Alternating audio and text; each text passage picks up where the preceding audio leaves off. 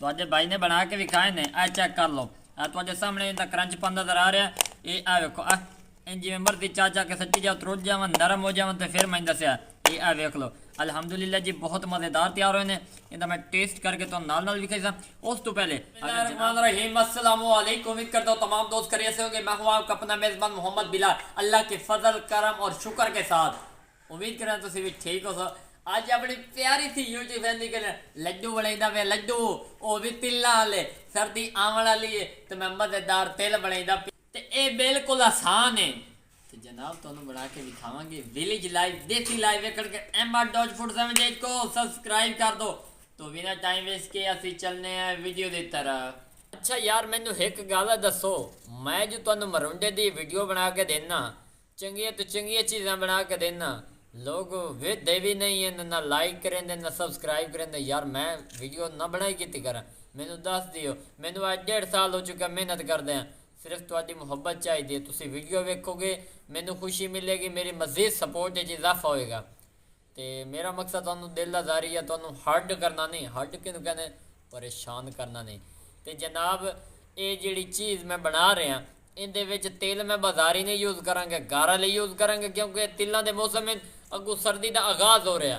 तो सर्दी दे विच कमर दर्द, जोड़ों के दर्दां कारण सब तो ज़्यादा मुफीद चीज़ देसी घी है। इन्हें समझ ये देसी घी 3000 रुपये तो ये देसी घी तो होता है, क्योंकि कुदरत की पैदावार है, बंदे की पैदावार ने। तो जनाब ये चीज़ तुहानू विखाई किस तरह की इन्हों की कंडीशन की हो जाइए। इंशाल्लाह चलने अगले स्टैप ते। ए वीवर चेक कर लो, ए मैं चीनी जी है ना मोटी दाने वाली यूज़ करेंदा वे। चेक कर लो केजियां शौकन तुहानू तेल वाले लड्डू खावन दियां।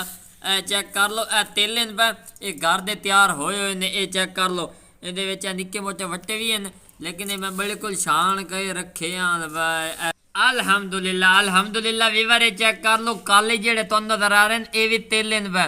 और अल्हम्दुलिल्लाह खूबसूरती के नाल भरपूर तवानाई है चिन पे।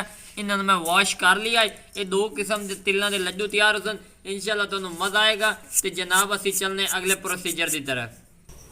अल्हम्दुलिल्लाह खूबसूरत जी मैं कढ़ाई रख दी, ये चीनी पैदा पे। बिस्मिल्लाहिर्रहमानिर्रहीम। तो माशाअल्लाह सुभान अल्लाह, मेरे अल्लाह की शान रहमता तो बरकता वीवर। तो मैं पहले दस देवां जिहड़ी चीज़ां मैं पा रहा उन्हां दी मिकदार क्वांटिटी तुहानू नाल दसांगा।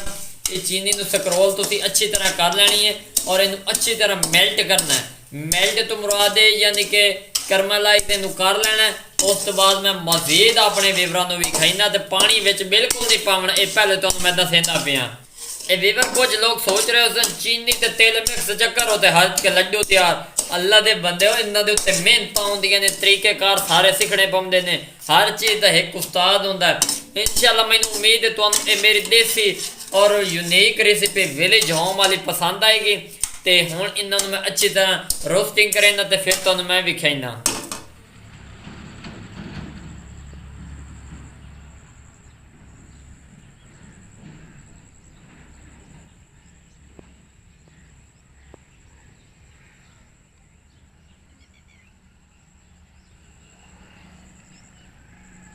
चेक कर लो, करमलाइज होवन लग गई है, यानी कि मेल्ट होवन लग गई है, चीनी खुरन लग गई है। इहदे त्रै ना जेड़ा ना जिन्नू समझ आ जाए वो उसे समझ के फॉलो कर ली, क्योंकि मैं पंजाबी हाँ भैया। तो प्योर पंजाबी देसी जिवें बोलते हैं साडी बोली होए पे, मैं अपनी बोली विच चेंज नहीं करेंदा। लेकिन कुछ लोगों को अगर समझ नहीं लगती तो उहदे कारण मैनूं मजबूरन चेंज करनी पौंदी है। ये चेक कर लो, चीनी अच्छी तरह मेल्ट होवन लग गई है। तुसीं फ्लेम इहदा ना बड़े हिसाब नाल रखना ताकि ये ना अच्छी तरह मेल्ट हो जाए और सड़े भी ना। ये वीवर चेक कर लो, इहदे विच पानी तुसां बिल्कुल नहीं पावना, क्योंकि अगर तुसीं पानी पा दिता ना तो तुहाडी रेसिपी मुकम्मल डेड। वीवर शीरा बन चुका है। 1 टीस्पून इहदे विच मैं घी दा पा दिता है।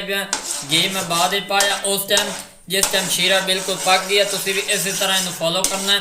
तो हुण मैं इहदे विच तेल पैंदा पिया, फ्लेम बिल्कुल स्लो कर दिता है। इस पर तुहानूं एहतियातन विखा रहा। बिस्मिल्लाहिर्रहमानिर्रहीम। तेल इहदे पा दिते ने। हुण अच्छी तरह मिक्स करने, तुहाडा हाथ रुकना नहीं चाहिए। ये चेक कर लो, ये आ वेखो ये उछलन लग गए ने। एहतियातन तुसीं हलाई रखना, फ्लेम हुण बंद कर दिओ।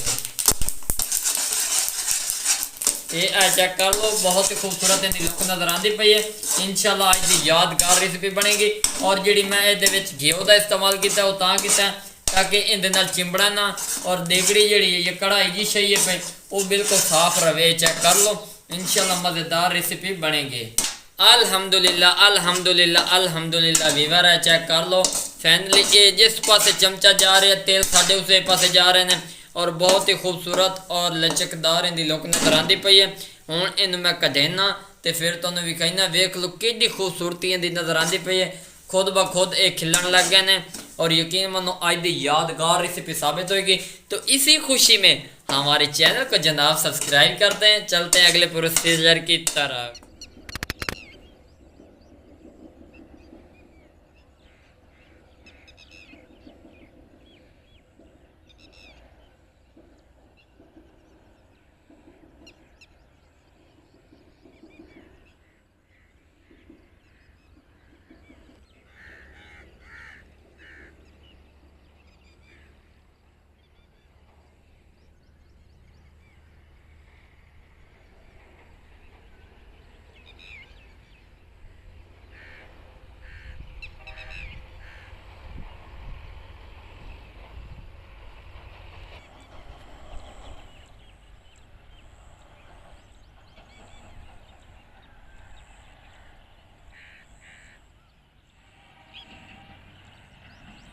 अल्हम्दुलिल्लाह वीवर है। चेक कर लो तेल साढ़े इस टाइम फुल गर्म है, थोड़े जे विच गैप दितो है यानी कि थोड़ा जिहा छड़ जावा।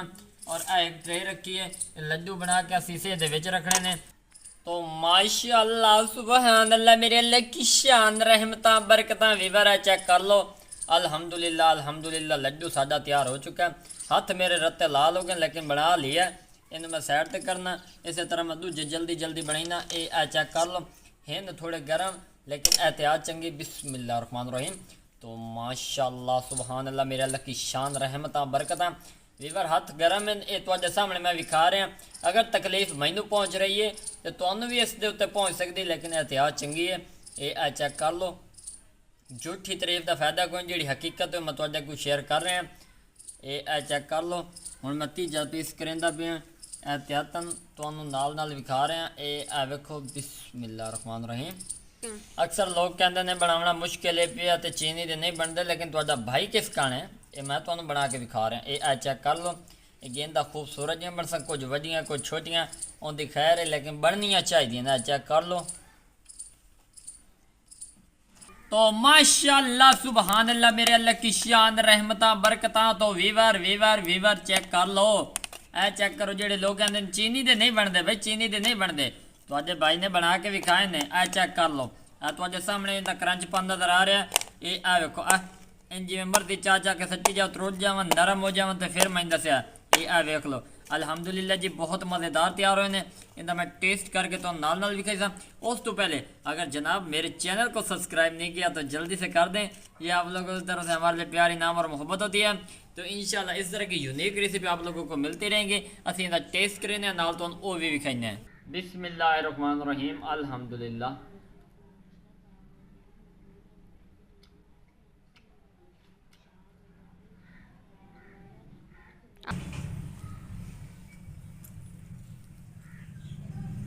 अल्हम्दुलिल्लाह अल्हम्दुलिल्लाह जी अल्लाह के फजल करम और शुक्र के नाल बहुत मज़ेदार लड्डू तैयार होए ने। इन्हों तुसीं 10 तो 15 मिनट सजे देना और ये यकीन मनो सख्त हो जासन एक वज जासी। मेरी तो मजबूरी है तुहानू अर्जेंट वीडियो बना के देना आई। अगर तुसीं सेविंग करनी है इंशाल्लाह तुहानू ये वीडियो पसंद आएगी। अगर वीडियो पसंद आ जाए तो जनाब चैनल को सब्सक्राइब लाइक शेयर जरूर कर दें। बहुत सारी दुआओं के साथ मोहम्मद बिलाल को इजाज़त दे। अपना ढेर सारा ख्याल रखना। अल्लाह हाफिज़।